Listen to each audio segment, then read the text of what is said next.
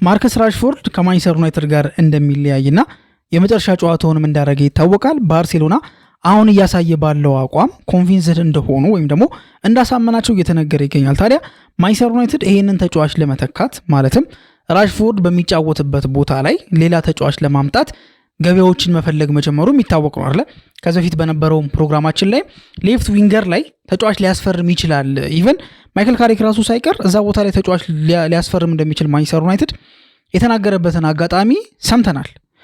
እነማንን ነው የሚያመጣው? በዛ ቦታ ላይ የትኞቹን ተጫዋቾች ነው ሊያስፈርም እያሰበ ያለው የሚለው ነገር ከወዲሁ በተወሰነ መልኩ በተወሰነ ጭላንጭል እየታወቀ ይገኛል። እንግዲህ ምናልባት ከአንድ ሚዲያ ላይ ካገኘዋቸውና ማንቸስተር ዩናይትድ ይፈልጋቸዋል ከተባሉት ወይም ደግሞ ለራሽፎርድ ሪፕሌስመንት ሊሆኑ ይችላሉ ከተባሉት ወጣት ተጫዋቾች 5 ያክሉን መርጬ ይዤላችሁ መጥቻለሁ። እነዛ ተጫዋቾች እነማን ናቸው?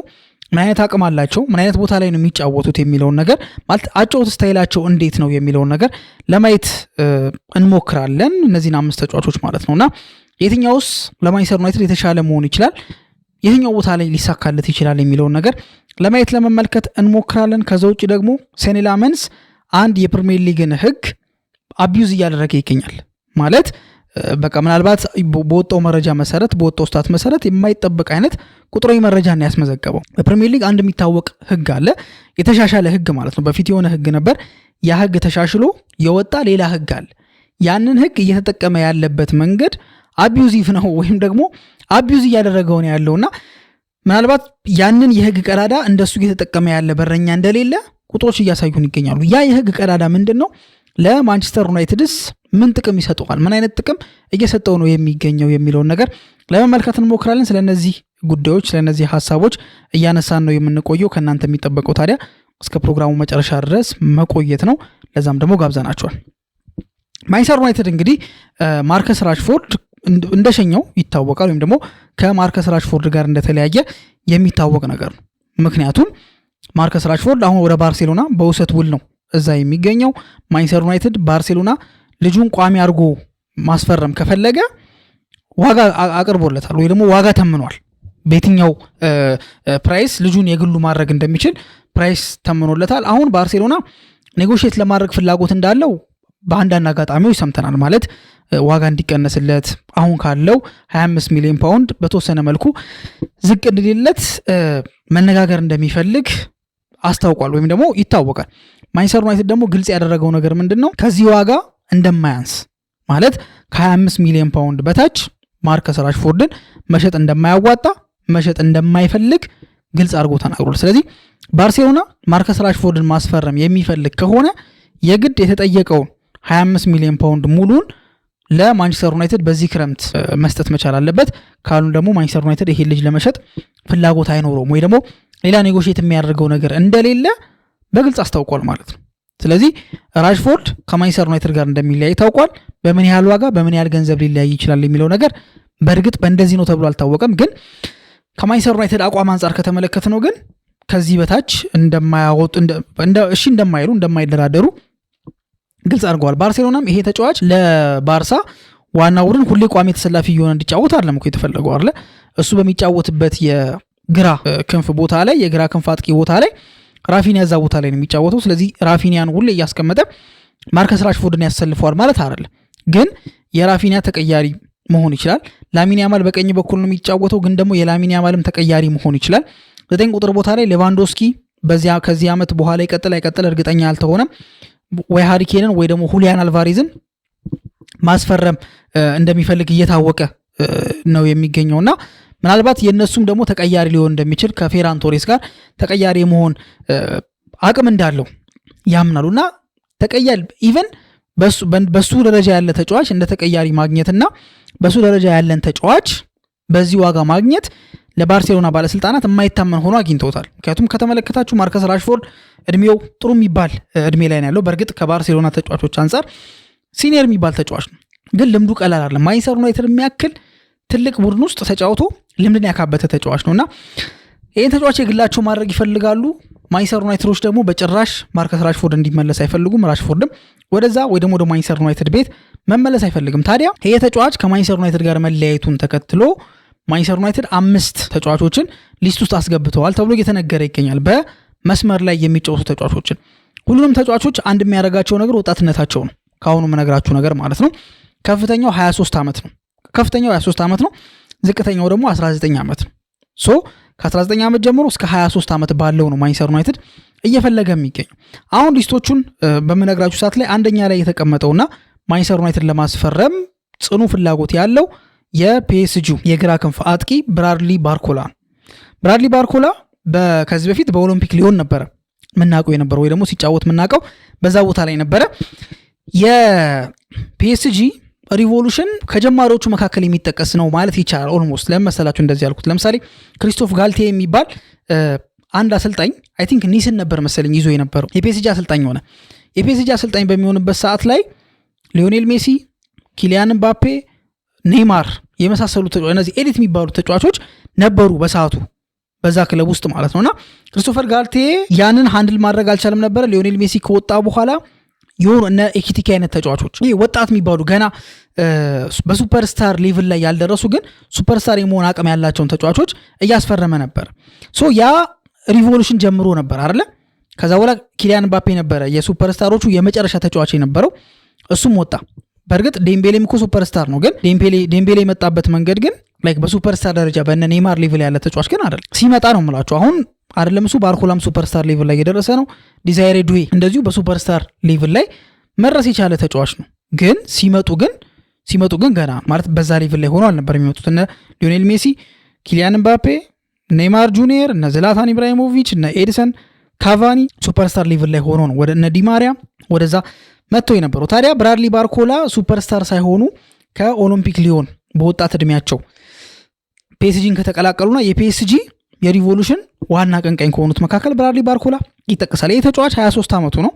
በዚህ ዓመት ለፒኤስጂ 22 ጨዋታዎችን መጫወት ችሏል።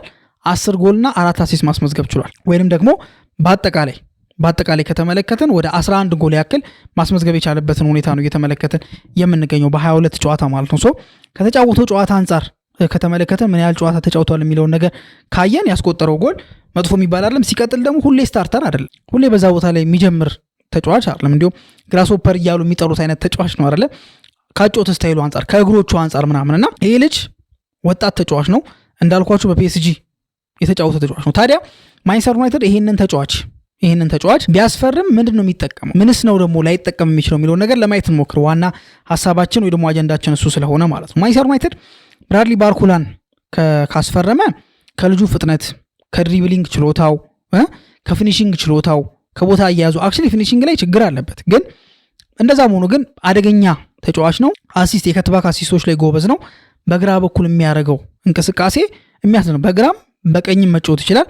እግሩም እንደዛው በግራ እግሩም በቀኝ እግሩም በብቃት መጫወት የሚችል ተጫዋች ነው። ታዲያ ወጣት ተጫዋች ነው። ለረጅም ዓመት ማገልገል ይችላል። ሲቀጥል ቻምፒየንስ ሊግ ላይ መጫወት የቻለ ተጫዋች ነው። ፒኤስጂ የሚያክል ትልቅ ክለብ ላይ የተጫወተ ነው። የትልቅ ክለብ ሜንታሊቲ አለው። ሉዊስ ኤንሪኬን የሚያክል ትልቅ አሰልጣኝ ያሰለጠነው ተጫዋች ነው። ስለዚህ ከሉዊስ ኤንሪኬ የሚማረው የሚወስደው የራሱ ነገር አለ፣ የራሱ የሆነ ፍልስፍና አለ። አንዳንድ ተጫዋቾች ብዙ ጊዜ እንደሚናገሩት ከሆነ የእግር ኳስ አተያያቸውን ወይ ደግሞ የፉትቦል አንደርስታንዲንጋቸው አለ አይደለ? ያ አንደርስታንዲንጋቸውን በቃ የለወጡ አሰልጣኞች አሉ። የሆነ ሰርቴን ታይፕ ኦፍ አሰልጣኞች አሉ ያን የቀየሩ። ለምሳሌ እንደ ፋብሪጋዝ አይነት ተጫዋቾች ለምሳሌ ፔፕን እስካገኘው ድረስ ፉትቦልን አላቅም ነበረ። ፔፕ ራሱ ደግሞ ዮሃን ክራይፍን እስካገኘው ድረስ ፉትቦልን አላቅም ነበር ይላል። የሚፈጥርባቸው ተጽዕኖ ቀላል የሚባል አይደለምና እነዚህን ጥቅሞች ያገኛል። ማንቸስተር ዩናይትድ ምናልባት ላያገኝ የሚችለው ጥቅም ግን ከፕሪሚየር ሊግ ኢንተንሲቲ አንጻር የልጁ አጨዋወት ለዛ የሚመች አይነት አይመስልም። ሲቀጥል የፕሪሚየር ሊግ ልምድም የለውም፣ ወጣትም ነው። ማንቸስተር ዩናይትድ ደግሞ በፕሪሚየር ሊግ ልምድ ያላቸው ተጫዋቾች መጥተው ሲጫወቱና ፕሪሚየር ሊግ ላይ ልምድ የሌላቸው ተጫዋቾች መጥተው ሲጫወቱ ማንቸስተር ዩናይትድ ቤት አዳፕትን ለማድረግ ምን ያህል ስትረግል ውስጥ እንደሚገቡ ወይ ደግሞ ምን ያህል እንደሚቸገሩ በተለያዩ ተጫዋቾች አይተናል። ልክ እነ ኩኒያ እምቡሞ እንደመጥተው ስክት እንዳሉት ሁሉ እንደ ቤንጃሚን ሼሽኮ አይነት ተጫዋቾች ደግሞ ለመልመድ ታይም ሲወስድባቸው ሲቸገሩ እንመለከታለን። ስለዚህ ባርኮላ ከዛ አንጻር ማንቸስተር ዩናይትድ በተወሰነ መልኩ ሊጎዳ ይችላል ተብሎ ይታሰባል። ሁለተኛው ተጫዋች ደግሞ የአንድ ያሞንዴ የተባለው አይቮሪ ኮስታዊ የሌቭጂክ የመስመር ተጫዋች ነው። 19 ዓመቱ ነው። በአጠቃላይ በሁሉም ውድድር 11 ጎልና 5 አሲስቶችን ማስመዝገብ የቻለ ተጫዋች ነው። ትልቁ ኳሊቲው ደግሞ ፍጥነትና ድሪብል የማድረግ ችሎታው፣ ፍጥነቱና ድሪብሊንግ አቢሊቲው በጣም ከሁሉም ለየት እንዲልና የሚያስደንቅ እንዲሆን አድርጎታል። ግን ይሄ ተጫዋች 19 ዓመቱ ነው። በጀርመን ቡንደስሊጋ ነው የሚጫወተው። ከጀርመን ቡንደስሊጋ የሚመጡ ተጫዋቾች ደግሞ ፕሪሚየር ሊግ ላይ አዳፕት ለማድረግ ጊዜ እንደሚወስድባቸው እያየን እንገኛለን። ፍሎሪያን ቪርዝን በዚህ አጋጣሚ መጥራት እንችላለን። ቤንጃሚን ሼሽኮን በዚህ አጋጣሚ መጥራት እንችላለን። ወልትማደ በዚህ አጋጣሚ መጥራት እንችላለን። ኤኪቲኬን መጥራት እንችላለን። ኤኪቲኬ እንዲሁም ከጀርመን ከመጡ ተጫዋቾች የተሻለ አቅም ያለው ተጫዋች እንደሆነ ይታወቃል። ጆኤሊንተን ከጀርመን ሲመጣ የሚገርም አጥቂ ሆኖ ነበር መጥቶ የነበረው። ፕሪሚየር ሊግ ሲመጣ ግን የመሃል ተጫዋች ነው የሆነው። ሰባስቲያን ሃለ እንደዚሁ ከጀርመን መጥቶ ከቨርደር ብሬመን ይመስለኛል፣ እርግጠኛ አይደለሁም፣ መጥቶ ዌስትሃም ቤት ውስጥ የተሳካለ ተጫዋች አልነበረም። ሲከብደው ነበር አይተን ነበር። ቲሞ ቨርነር ቼልሲ ቤት የመጣ ጊዜ በጣም ሲቸገር ነበር። ከጀርመን መምጣቱ የጀርመን ያጨዋወት ስታይልና የፕሪሚየር ሊግ መለያየቱ ይሄ ልጅ ሲመጣ የአዳፕቴሽን ችግር እንዳይገጥመው ይሰጋለታል ማለት። ሌላኛው ደግሞ ሄሱስ ሮድሪጌዝ የተባለው ስፔናዊው የ20 ዓመት ወጣት አለ። ኮሞ ነው የሚጫወተው። ኮሞ ማለት ፋብሪጋዝ የሚያሰለጥነው ቡድን ማለት ነው። በሴሪያ 15 ስታርቶችን አድርጓል። 7 አሲስቶች አሉት። በአጠቃላይ በሁሉም ውድድር 3 ጎሎችን ማስቆጠር የቻለ ተጫዋች ነው። እድሜው ገና 20 ዓመቱ ነው። በሴሪያ ነው መጫወት እየተጫወተ የሚገኘው። ከብዙ ነገሮች አንጻር ከተመለከት ነው ወጣት ነው፣ ገና እየመጣ ያለ ተጫዋች ነው። ፕሪሚየር ሊግን ኢንተንሲቲ ይለምደዋል ወይ የሚለው ነገር ትንሽ ያስቸግራል። ግን የዚህ ልጅ አሲስት የማድረግ ችሎታው፣ ድሪብሊንግ ችሎታውና በተለይ ደግሞ ከምንም በላይ ፍጥነቱ ማንቸስተር ዩናይትድ ባለስልጣናት ወደዚህ ልጅ ትኩረታቸውን እንዲያደርጉ አስገድዷቸዋል ማለት ነውና 3ኛ ደረጃ ላይ የተቀመጠው ተጫዋች ሄሱስ ሮድሪጌዝ የተባለው የ20 ዓመቱ ወጣት ነው። 4ኛ ደረጃ ላይ የተቀመጠው ተጫዋች ደግሞ ማርሻል ጎዶ የሚባለው ፈረንሳያዊው የስትራስቡርግ ተጫዋች ነው። የአሁኑ የቼልሲ አሰልጣኝ ሊያም ሮሴኒዮር ያስፈረመው ተጫዋች ነው። 22 ዓመቱ ነው። 11 ጎልና 1 አሲስት ማስመዝገብ የቻለ ተጫዋች ነው። ልክ እንደ ብራድሊ ባርኮላ ሁሉ የፈረንሳይ ሊግ የመጫወት ልምድ ነው ያለው። 22 ዓመቱ ነው ገና። ስትራስቡርግ ደግሞ ትልቅ የሚባል ቡድን አይደለም። መጥቶ በተወሰነ መልኩ አዳፕት እስኪያደርግ ድረስ ሊቸገር ይችላል የሚል ስጋት ከሚገጥማቸው ተጫዋቾች መካከል ማርሻል ጎዶም እንደዚሁ ይጠበቃል ማለት ነው። ልክ አንቶኒ ማርሻል እንደመጣው አይነት ወጣት ተጫዋች ማንቸስተር ዩናይትድ ሌላ ፈረንሳዊ ተጫዋች ላይ ኢንቨስት ሊያደርጉ ይችላሉ የሚለው ነገር በውጉት እንድንጠብቀው አድርጎ ነው። ሌላኛው 5ኛ ደረጃ ላይ ማለት 5ኛ ደረጃ ላይ ስላችሁ 1ኛ 2ኛ 3ኛ ብዬ ያደረኩት እነዚህ 5ቱን ለመጥቀስ ያክል ነው እንጂ በደረጃ ኢልማን እንዲያዬ የተባለው ተጫዋች 5ኛ ደረጃ ላይ ሆኖ አይደለም። የሴኔጋላዊ የ23 ዓመት በኤቨርተን የሚጫወተው ተጫዋች ለኤቨርተን በአጠቃላይ 6 ጎልና 3 አሲስቶችን ማስመዝገብ የቻለ ተጫዋች እንደሆነ ይታወቃል። ይሄ ተጫዋች አሁን ከሊስቱ አንጻር ነው 5ኛ ደረጃ ላይ የተቀመጠው እንጂ አጠቃላይ በሌቭል 5ኛ ደረጃ ላይ ሆኖ ወይ ደግሞ በመፈለግ 5ኛ ደረጃ ላይ የሚፈለገው ማለት አይደለም። ለምን? ይሄ ተጫዋች እንዲሁም ከሌሎቹ የሚበልጥበት አንድ ትልቅ ነገር ምን አለ? የፕሪሚየር ሊግ ልምድ አለው። ፕሪሚየር ሊግ ላይ መጫወት የሚችል ተጫዋች ነው። ድሪብሊንጉ በጣም ድሪብለር ነው። ድሪብሊንጉ ጉልበት የቀላቀለ ፍጥነትን የቀላቀለ ስለሆነ በፕሪሚየር ሊግ ሼፕ የተደረገ አይነት የድሪብሊንግ ችሎታ ነው ያለው። አጨራረሱም እያንዳንዱ ነገር ብቻ ፕሪሚየር ሊግ ተኮር የሆነ እንቅስቃሴ ነው ያለው። ስለዚህ ፕሪሚየር ሊጉን ያቋል መጥቶ አዳፕት ማድረግ የሚባል ነገር የለም። ይሄ ደግሞ በማቲያስ ኩኛ በብሪያን ምቡሞ የተለየ የታወቀ ነገር ነው። የፕሪሚየር ሊግን ተጫዋች ማስፈረም ቀጥታ ሬዲሜድ ተጫዋች ነው መጥቶ ስክት ይላል። ስለዚህ ኢልማን እንዲያዬ እንዲያውም በእኔ እምነት አሁን ካሉት ተጫዋቾች ከላይ ሊቀመጥ የሚችልበት ራሱን ፕሩቭ ያደረገበት ነገር አለ። በብቃት ካየን ብራድሊ ባርኮላ ነው እስከ ቻምፒየንስ ሊግ ፍጻሜ ድረስ መጫወት የቻለ አስደናቂ ተጫዋች ነው። ፒኤስጂ የሚያክል ትልቅ ክለብ ውስጥ ተጫውቷል። ግን ኢልማን እንዲያዬ ግን የፕሪሚየር ሊግ ልምድ ያለው ተጫዋች ስለሆነ በዚህ ሜትሪክ ከሌሎቹ ተጫዋቾች የተሻለ ሆኖ ተገኝቷል ማለት። ሁለተኛው ፕሮግራማችን ደግሞ የሚሆነው ሴኒ ላመንስ አንድ የፕሪሚየር ሊግን ሕግ አቢዩዝ እያደረገ ሆኖ እየተባለ ይገኛል። ምናልባት ይሄንን ስታትስ ነግራችሁ ብዙም ያልተጠበቀ ነገር እንደሚሆንባችሁ እርግጠኛ ነኝ። ምክንያቱም በፕሪሚየር ሊግ በጣም ሰዓት የሚገል በረኛ ማን ነው ብዬ ብጠይቃችሁ ሁላችሁም ልትሉት የምትችሉት ነገር የአርሰናሉ በረኛ ዴቪድ ራያ እንደሆነ ነው። ሰዓት አይገልም ማለት አይደለም። ምክንያቱም ባለፈው የብራይተኑ ጨዋታ ላይ 3 ጊዜ ነው ተጎዶ ብሎ ራሱ ወድቆ የነበረው። ግን አንድ ደግሞ ፕሪሚየር ሊግ ያሻሻለው ህግ አለ አይደለ? በፊት 6 ሰከንድ ሩል የሚባል ነገር ነበር። አንድ በረኛ ኳስን ይዞ ለ6 ሰከንድ ብቻ ነው መያዝ የሚችለው።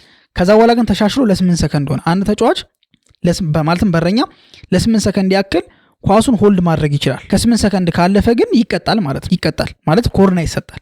ታዲያ ሴኒ ላመንስ ይህንን ህግ በቃ በሚደንቅ ሁኔታ ነው አቢዩዝ እያደረገው የሚገኘው። በምን መሰላችሁ አቢዩዝ እያደረገው ነው የሚገኘው? በአቬሬጅ ሴኒ ላመንስ ኳሱን ይዞ መልቀቅ ያለበት በ8 ሰከንድ ውስጥ ነው አይደል? መልቀቅ ካለበት 8 ሰከንድ ውስጥ በአቬሬጅ 7.68 ሰከንድ ላይ ነው ኳሱን የሚለቀው። ይህም ከፕሪሚየር ሊጉ ካሉ 20 በረኞች አንደኛ ደረጃ ላይ እንዲቀመጥ አድርጎታል።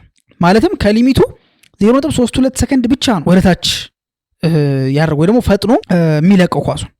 ለ7.68 ሰከንድ በየጨዋታው በአቬሬጅ ኳሱን ሆልድ ያደርጋል ማለት አስባችሁታል ምን ያህል ታይም ላይክ ሌጋል የሆነ ታይም ዌስቲንግ እንደሆነ።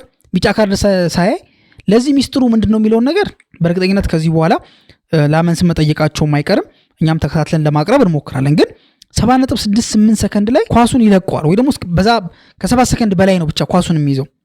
ሁለተኛ ላይ ያለውን በረኛ ስነግራችሁ ነው ሴኒ ላመንስ ምን ያህል ይሄንን ህግ በደንብ አቢዩዝ እያደረገው የሚገኘው። ሁለተኛ ደረጃ ላይ ቫን ብሩገን የተባለው የብራይተኑ ተጫዋች ነው ያለው። ኳሱን ለ6.52 ሰከንድ ያክል ይዛል በአቬሬጅ ማለት ነው። ዴቪድ ራያ በሚገርም ሁኔታ 18ኛ ደረጃ ላይ ነው ያለው። ኳሱን ለ3.96 ሰከንድ ብቻ ነው ሆልድ የሚያደርገው። በሌላ መንገድ ነው ታይም ዌስት የሚያደርገው፣ ግን በዚህ ኳሱን ሆልድ አድርጎ በማቆየት ረገድ ዴቪድ ራያ 3.96 ሰከንድ ብቻ ነው ኳሱን የሚይዘው። ሴኒ ላመንስ ደግሞ አንደኛ ደረጃ ላይ ያስቀመጠው በ7.68 ሰከንድ ነው ማለት ነው። ታዲያ ይሄ ህግ ሴኒ ላመንስ አቢዩዝ እያደረገው የሚገኘውና ለማንቸስተር ዩናይትድ ጥቅም እያዋለው የሚገኘው አሪፍ ታይም ዌስት የማድረጊያ መንገድ እንደሆነ እየተመለከተን እንገኛለን። ምንረዳውም ከዛ አንጻር ነው ማለት ነው። ሴኒ ላመንስ ይህንን ማስተር አድርጓል። ላይክ ኪፕ ከማድረግ አንጻር ማለትም ሾት ስቶፕ ከማድረግም አንጻር የሚገርም ስራ እየሰራ ነው። ግን ክለቡ ሊጠቅም ይችላል ብሎ የሚያስበውም ደግሞ ሌላም አይነት ደግሞ የህግ ቀዳዳ እየተጠቀመ ያለ በረኛ እንደሆነ ስታቶች ያሳዩናል። በአጠቃላይ የእናንተ ሀሳብ ምንድን ነው በዚህ ዙሪያ የምትሉት? ከጠቀስኩላችሁ 5 ተጫዋቾች ማን ቢመጣ ይሻላል እና ሴኒ ላመንስ እየሰራ ያለው ስራ ከምን አንጻር ታዩታላችሁ የሚለውን ነገር ኮሜንት ሴክሽን ላይ እንድታስቀምጡልን እንጠይቃችኋለን። እስካሁን ድረስ አብራችሁን ስለቆያችሁ እናመሰግናለን። በቀጣይ ፕሮግራም እስከምንገናኝ ድረስ መልካም ጊዜ ይሁንላችሁ።